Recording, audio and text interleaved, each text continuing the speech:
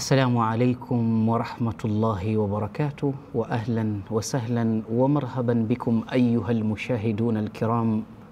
أسأل الله كما جمعنا في هذا المكان المبارك أن يجمعنا في جنات فردوس ورياضها. Kwa hakika tunabudi kumshukuru Jalla Jalalu ambaye yeye katuamsha, katupa afya, anatuishisha kwenye masiku yake ambayo yanapita. Katika kila muda Mwenyezi Mungu bila ya kughafilika anakusanya katika amali zetu yaliyokuwa ya kheri, na hata yale yaliyokuwa ya shari Mwenyezi Mungu anayakusanya. Kwa hiyo jilazimu katika masiku yako unaoishi tenda wema yatakayokwenda kukufaa mbele ya Allah subhanahu wa ta'ala. Yeye mwenyewe kakuahidi Allah kwamba ukifanya zuri atakulipa lililo zuri zaidi ya lililofanya, jazaan wifaqa, malipo ni mithili ya vile ambavyo unatenda. Naam, katika durusu zetu hizi ambazo tutakuwa tunazipita shay'an fa shay'an tadrijiyan, tutakuwa ni wenye kusoma hadithi za Qur'an au qusasul Qur'an. Hizi ni hadithi au visa vilivyosimuliwa ndani ya Qur'anul Karim. Kuna mafunzo mengi ndani ya Qur'ani yamo.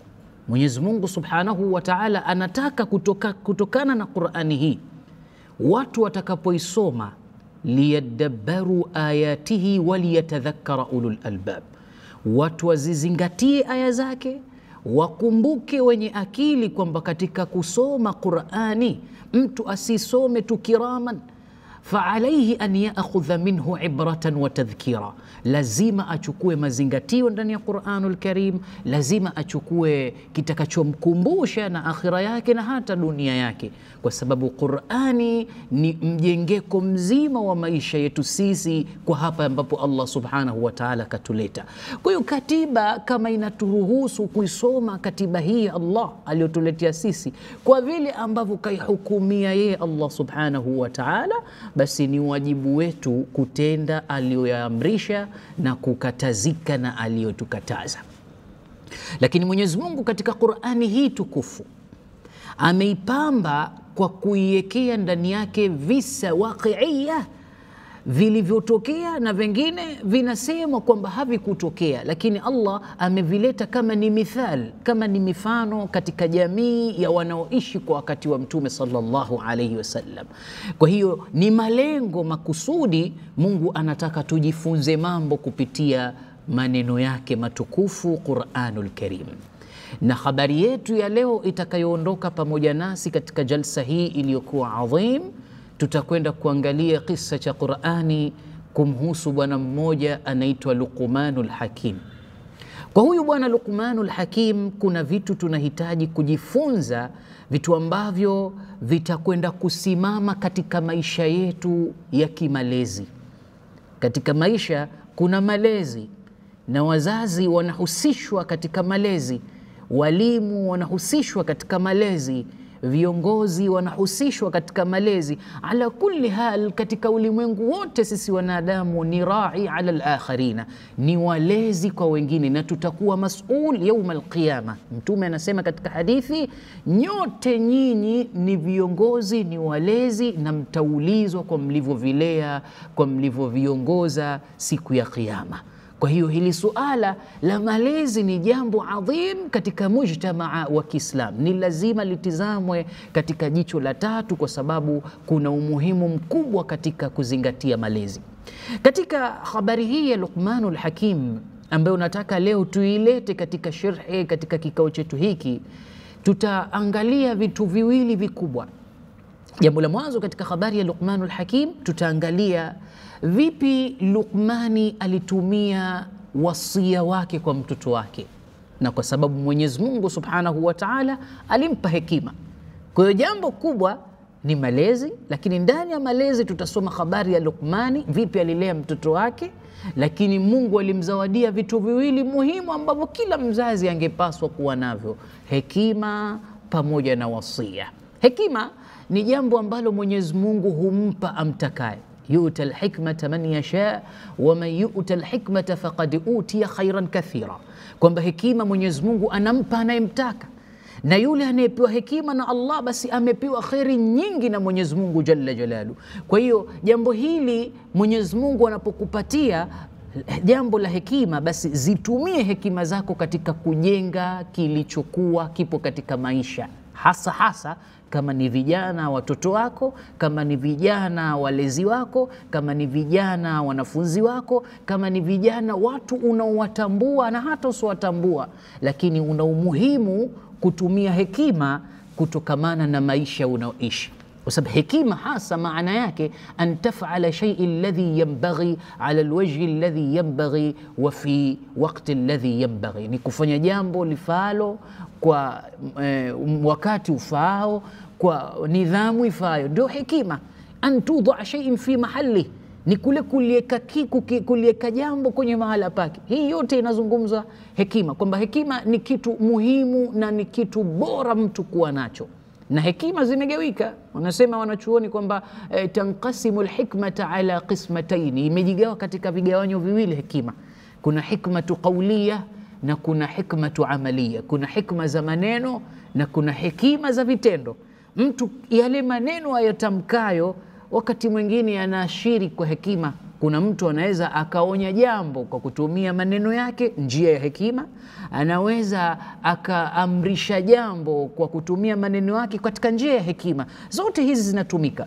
Lakini pia kuna hekima ya vitendo, mtu kutenda jambo lile jambo kwa kutaka kuwaonyesha watu fulani labda wafanye mithili anavyofanya yeye, ni hekima. Au mtu kujikataza na jambo, anawaonyesha watu fulani kuhusu jambo lile na watu wakakatazika nalo, nayo pia ni katika njia za hekima. Kwa hiyo hekima ni kitu ambacho mwanadamu anawajibika kuwa nacho, lakini ni zawadi ya Allah subhanahu wa ta'ala. Mungu humpa anayemtaka na humnyima anayemtaka hizo hekima.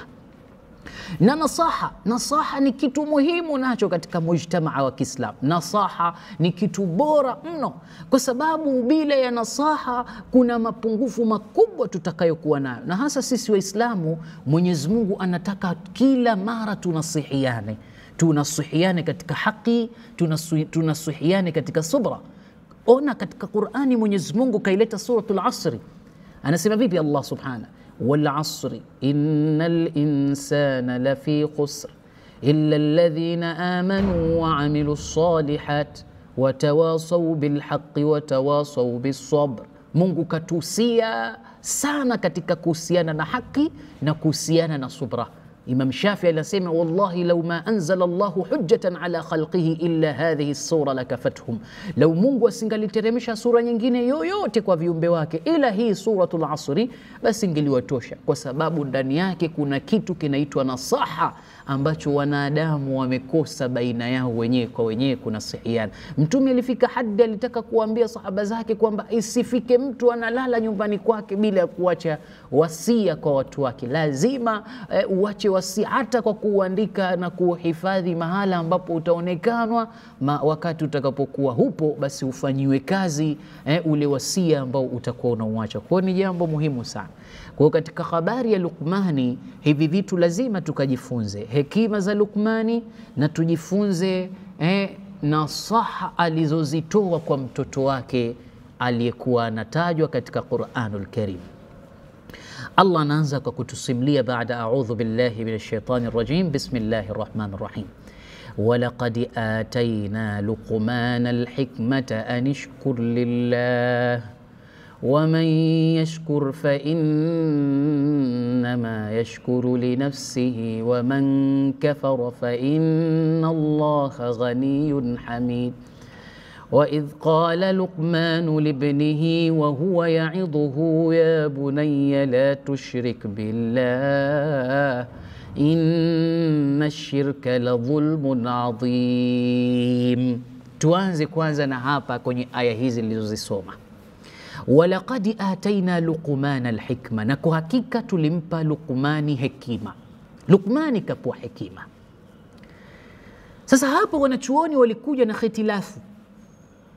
Akana hadha abdun salihun min ghairi nubuwa am hadha hakimun? Hivi huyu alikuwa ni mtu mwema tu ambaye hakupewa utume, au mtu mwenye hekima? Yani walikhitilafiana kwamba alikuwa ni nabii au alikuwa ni mtu mwema aliyepewa hekima lakini hajapewa utume? Wanachuoni katika khitilafu zao wakagawanyika mbalimbali, lakini aktharuna minhum, wengi katika wanachuoni hao, miongoni mwao Abdullah ibn Abbas ambaye ni turjuma wa Qur'ani, hibrul umma. Kijana huyu Abdullah ibn Abbas, mtume aliyekamata kichwa chake akasema, Allahumma faqihu fi din wa allimhu tafsira wa tafasil. Ya Rabbi, mpe ilmu ya fiqhi huyu kijana. Na kweli alipewa ilmu ya fiqhi ya Qur'ani na ilmu ya fiqhi katika zile shuru'i na shuruti za Kiislamu, ikawa yuko hodari mno Abdullah ibn Abbas, mpaka mwenyewe anasema, ma min al-aya nazalat illa wa ana a'lamu aina unzilat, hakuna aya yoyote iliyoteremka ila mimi ninajua wapi imeteremka na sababu za kuteremka kwake. Alikuwa ni Abdullah ibn Abbas. Kijana huyu hibrul umma anamzungumza Luqmani, anasema kana Luqman rajulan habashiyya najjara. Luqmani alikuwa ni bwana wa Kihabeshi najjara. Najjara ni mchonga mbao, carpenter. Hivi ndivyo alivyokuwa Luqman. Alikuwa ni bwana wa Kihabeshi, abdan habashiyan, bwana wa Kihabeshi, najjaran, mchonga mbao kama wanavyochonga mbao watu wengine. Huyu alikuwa ni Abdullah ibn Abbas. Lakini sahaba mwingine anaitwa Abdullah ibn Zubair. Abdullah ibn Zubairi aliwahi kuuliza swali kwa sahaba mwenzake anaitwa Abdullah ibn Jabir. Abdullah ibn Jabir anaulizwa swali na Abdullah ibn Zubair. Abdullah ibn Jabir anaulizwa, anaambiwa, mantaha ilaikum min sha'ni Luqman, hivi mmefika wapi katika kutafuta katika kumchambua sha'ni zake Luqman? Basi Abdullah ibn Jabir baada kuulizwa hili swali akasema, kana Luqman, alikuwa Luqman rajulan habashiyya dha mashafir a'tahu Allahu alhikma wa mana'ahu an-nubuwah. Alikuwa ni mtu ambaye ni wa Kihabeshi wa Ethiopia, na mtu ambaye dha mashafir, ambaye amepewa, yani ana manyoya mengi, yale malaika tunaita katika lugha ya kawaida, ana malaika wengi katika mwili wake. Alafu a'tahu Allahu alhikma, Mungu kampa hekima, wa mana'ahu an-nubuwah, hakumpa utume. Abdullah ibn Jabir anathibitisha kwamba huyu bwana alipewa na Allah hekima lakini hakupewa utume. Lakini yuko mmoja katika wanachuoni wakubwa anaitwa Sa'id ibn al-Musayyib. Sa'id ibn al-Musayyib yeye anasema kwamba Luqman alikuwa, kana Luqman min Sudani Misra, Luqman alikuwa ni katika weusi wa Kimasri. Kumbe Luqman ni mtu mweusi lakini kutoka katika watu wa Masri. Lakini anazungumza zaidi, anasema aftasul anf min Nuba. Halafu huyu bwana alikuwa pua yake imelala, Luqman pua yake ilikuwa imelala, min Nuba. Halafu ni mtu ambaye ni Nuba. Nuba au Nubian, wazungu wanaita Nubian. Nubian ni watu waliochanganya rangi, mtu ambaye ana rangi ya Kiethiopia na ana rangi ya Kimasri, huyu anaitwa Nubian. Mtu ambaye ana rangi ya Kiethiopia yani Habasha na rangi ya Kimasri, basi anaitwa Nubian. Kwa hiyo Luqmani alikuwa ni bwana mweusi. Halafu huyu bwana Luqman anatoka kwa watu wa miji miwili, anatoka Masri na anatoka kwa watu wa Ethiopia. Kwa hiyo wazazi wake lazima watakuwa wamechanganya damu kutokana na miji miwili hii. Kwa hiyo Luqman akawa ana makabila mawili au ana miji miwili. Naam. Kwa hiyo huyu anasemwa na Sa'id ibn al-Musayyib kwamba yeye alikuwa ni Sudani Misra, a'tahu Allahu al-hikma mana'ahu an-nubuwah, kapewa hekima, Mungu akamnyima utume. Naam. Na katika kuthibitisha kwamba Luqman alikuwa ni mtu mweusi, Sa'id ibn al-Musayyib kupitia mwanafunzi wake Abdurrahman ibn Harmala anasema kwamba siku moja alikuja bwana kushtaki. Alikuja bwana akashtaki akasema, yashtumunani nnas wayadhakunani, watu wananicheka wananitukana, lianni aswad, ati kwa sababu mimi ni mtu mweusi. Lakini Luqmanul Hakim, lakini Sa'id ibn Musayyib akamjibu akamwambia, la tahzan min ajli annaka aswad, usihuzunike eti kwa minajili wewe ni mtu mweusi, fa innaka khairun min thalathi Sudan, huenda wewe ukawa ni bora katika weusi watatu. Weusi watatu hao ni wepi? Luqmanul Hakim, Bilal ibn Rabah Mahja maula Uthman ibn Affan. Hawa mabwana walikuwa ni weusi, lakini walikuwa taqi, walikuwa zulfa, walikuwa warai, wacha Mungu kweli kweli. Luqman akaingia katika orodha ya watu watatu ambao ni weusi. Huyu Luqman akamwambia atahu Allahu alhikma mana'ahu an-nubuwa, huyu bwana akapewa hekima, Mungu kamnyima utume. Luqman hivi ndivyo alivyokuwa katika shani zake, lakini Mungu wakati anammiminia hekima, anampa hekima Luqmani. Ilikuwa usiku amelala, yuko katika usingizi. Idh ata bihi atin, alipomjia mjaji katika usingizi wake.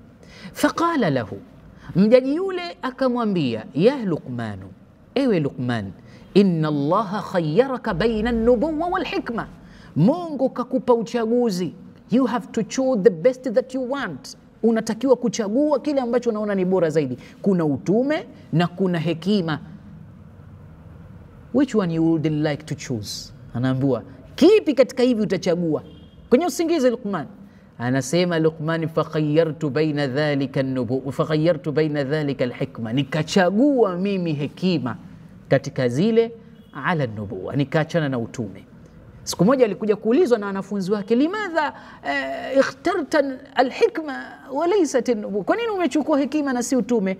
Anasema, law ikhtartu an-nubuwwa, lau ningelichagua utume mimi, la kuntu azmatan linnas, ningelikuwa na azma kubwa kwa watu, ningelikuwa na hamu watu wote wangelikuwa ni katika imani moja. Lakini nimechukua hekima, nitatumia hekima kwa zile atakazonimiminia Allah kuwafunza watu. Watu wakikubali watafuata, watakapokataa wataacha. Kwa huyu Luqmani anathibitisha kwamba yeye alipewa hekima, alinyimwa utume.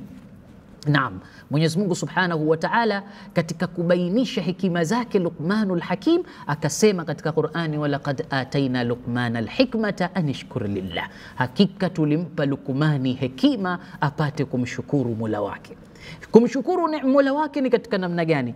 Apate kuhadithia zile neema za Allah Subhanahu wa Ta'ala, apate kuwaeleza watu kirama na ihtiram ya Mwenyezi Mungu Subhanahu wa Ta'ala, apate kuwafundisha watu kumtambua Allah na kutambua daraini, daru dunya wa daru akhirah. Hii ndo anishkur lillahi, wa man yashkur fa innama yashkuru li nafsi wa man kafara fa inna Allaha ghaniyun hamid.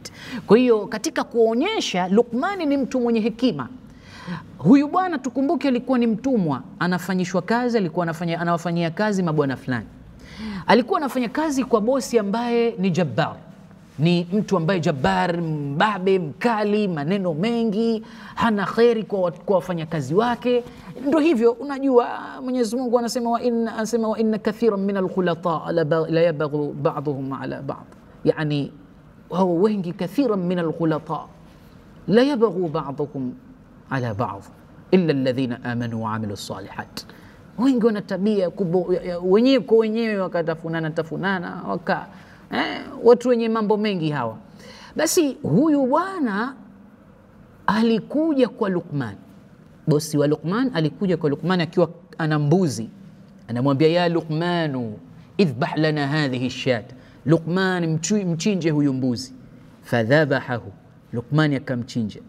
Akaambiwa Luqman, akhrij minha atyaba mudghatayn fiha, sasa toa katika huyo mbuzi nyama mbili zilizokuwa nzuri. Fa akhraja al-lisan wal qalb, akatoa Luqman ulimi na moyo. Akapewa mbuzi mwingine, chinja na huyu.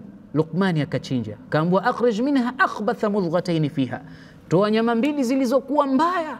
Fa akhraja al-lisan wal qalb, na kwa mara nyingine akatoa ulimi na moyo.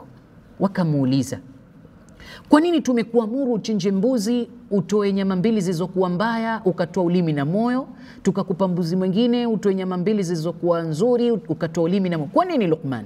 Luqman akasema, ma min shay'in atyaba minhuma idha taba wa ma min shay'in akhbatha minhuma idha khabutha, hakuna vitu viwili vikiwa vizuri huwa vizuri zaidi kama ulimi na moyo, na hakuna vitu viwili vikiwa vibaya huwa vibaya zaidi kama ulimi na moyo. Kwa hiyo hivi vitu viwili hivi vina kazi kubwa sana katika kumtafsiri mwanadamu.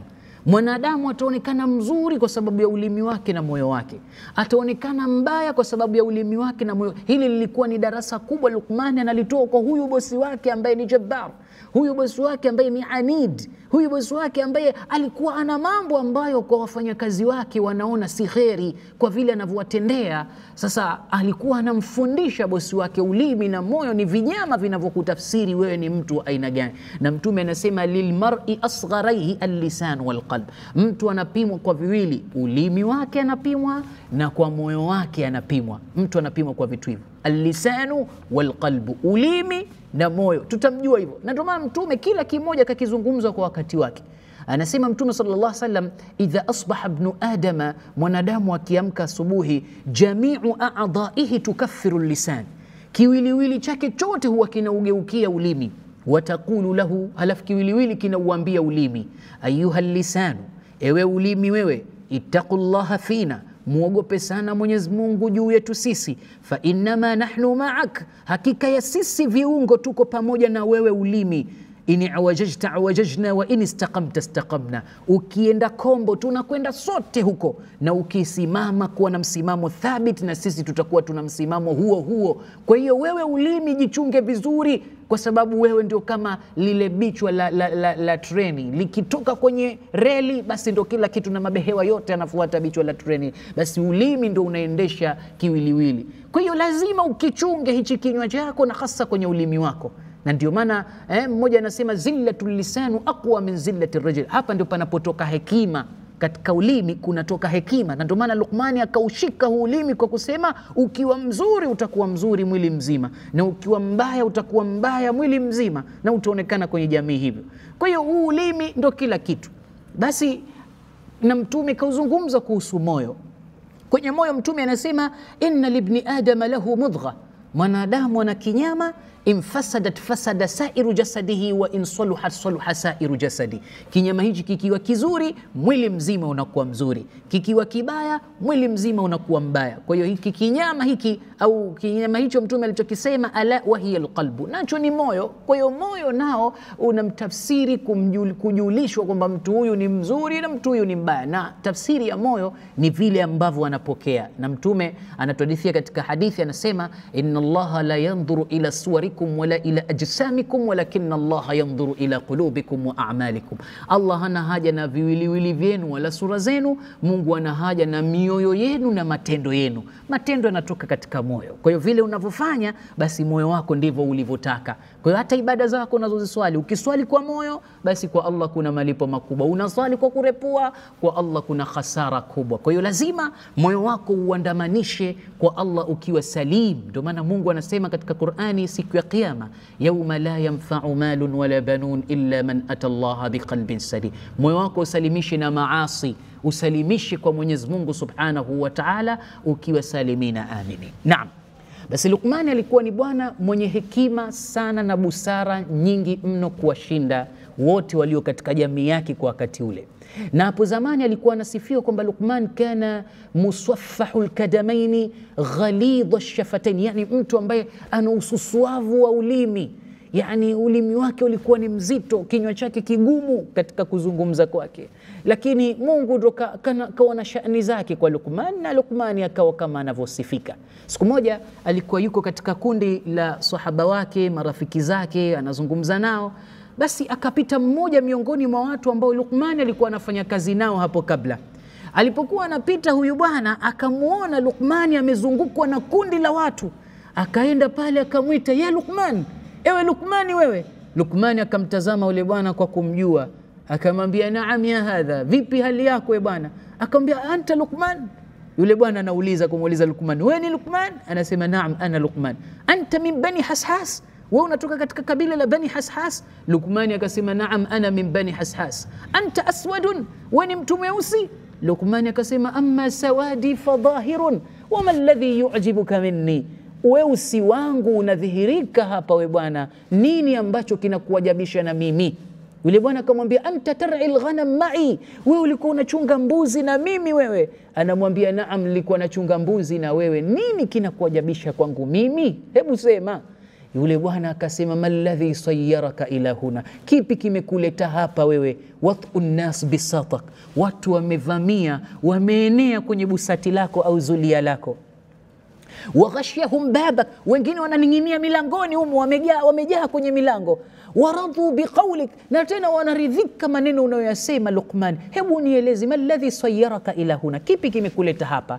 Luqmani akasema, kuna mambo yamenifanya mimi niwe hapa leo unaponiona. Akamwambia, mambo gani? Akamwambia, jambo la kwanza lililolipeleka mimi kuwa hapa unaponiona, anamwambia, hasantu farji, nimehifadhi utupu wangu, wa hafadhtu jari, nimemhifadhi jirani yangu, wa hafadhtu lisani, na nikauzuia na nikauhifadhi ulimi wangu, na nikaficha aibu za mtu mwingine, wa taraktu ma la a'ni, na nikaacha mambo yote ambayo hayanihusu. Kwa hizi sifa, wallahi sayyarani Allahu ila ma anta tara al'an, Mungu kanileta hapa ambapo umepaona. Hizi tunazizungumza ni kavala nje la Luqman. Hatujaangalia bado katika ayat Qur'aniya ambazo zinamgusa huyu Luqmanul Hakim. Tuifanye hii iwe ni pati yetu ya mwanzo, tuje tuangalie sasa kwa Luqmani katika nafasi ya pili, pale anapotoa nasaha zake kwa hekima juu ya mtoto wake tutakayekuja kumsoma hapo baadaye. Wa ila hadha alqadri aqif, wassalamu alaykum wa rahmatullahi wa barakatuh.